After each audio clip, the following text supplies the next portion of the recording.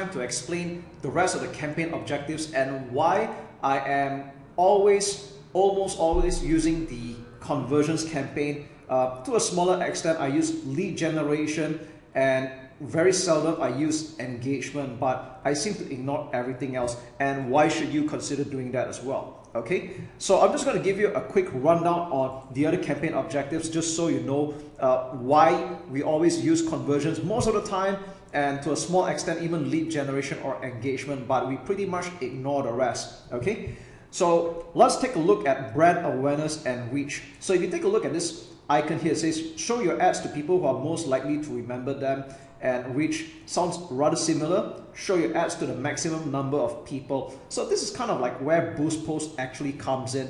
And if you have done any Facebook marketing before, or you have clicked the Boost Post button, then you know that you will get a lot of reach, perhaps for more bang for the buck. Apparently you get a lot of likes, a lot of social proof, a lot of reactions, people commenting even, but there's a problem with that. You're not getting even the interested prospects, because what's happening here is that it's just showing advertisements to people that have the habit of commenting and liking. So we don't really want that going on. Okay, so that's why I stay away from brand awareness and reach. I had pretty much not used them at all. Okay, now the next one, and this is a deception here. Okay, traffic.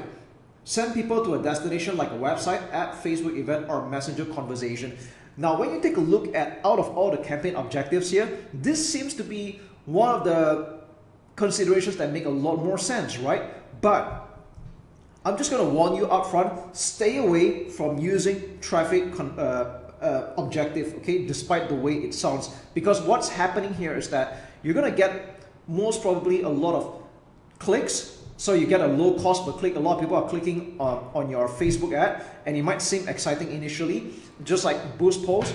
But the problem is that Facebook is serving your advertisement to people or Facebook users that are very click happy. That means they have a certain behavior of always clicking on things, and you might know some friends or some Facebook users that are like that. Now imagine that your advertisement is going out to people like that, and you're not going to get any purchasers or even a lead for that matter. So don't do that. It's rather deceptive. Stay away from it. Okay, I've spent quite a bit of money doing this. I do test it every now and then, and if you don't believe me, feel free to spend a little bit of your money to test this out, and you'll find that this is also the case. All right, so out of all the campaign objectives here, this is probably the most deceptive, and where a lot of people initially will lose their money. So stay away from it. Okay, always go with conversions. Now I'm just going to move down chronologically. Let's go with engagement.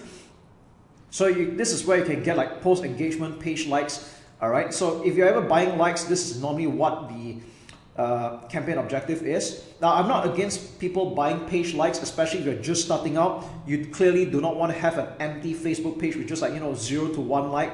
And if you're not able to get some of your friends or acquaintances to come and like your page, but you want to look a little bit more credible, then it's okay to buy a bit of likes. But again, I don't recommend that you spend a lot of budget buying page likes, because that's not where the income is going to come from. That's not where the action is going to be at. All right, so if you're going to buy page likes, you can go ahead. I'm just saying, don't spend a lot of money doing that. Okay, spend most of your budget on conversions. All right, so next up, we go to app installs. Okay, this is not applicable unless you're doing apps. Oh, let me just backtrack a little bit. Okay, there's this thing called post engagement, where you get like people sharing and commenting and all that. Now again, this is like probably my third distant campaign objective. But if you're running a restaurant and you're doing promotions, then doing an engagement post would make a lot of sense. So for example, if you're running an F&B or a restaurant and you're doing maybe like a buy one free one meal promo, 50% off, visit at lunch hour, like 12 to 3 p.m, you're going to get a very good deal at our restaurant. Then okay, it makes sense using an engagement, because people here have this behavior of sharing good deals. So it kind of makes sense to use engagement for F&B and restaurants or something like that. Okay, so app installs only if you're having apps. Video views. Now some people do run campaign objectives for video views. So if you're expecting to run viral videos and you want it to get seen as much as possible and have people share them, then it's okay. But I just want you to know that even I don't really use this. So if you're playing on a limited budget, I do discourage that you use video views. All right, now next up, lead generation. Now, lead generation is a campaign objective you can choose if you want to get people signing up to a form without having a website.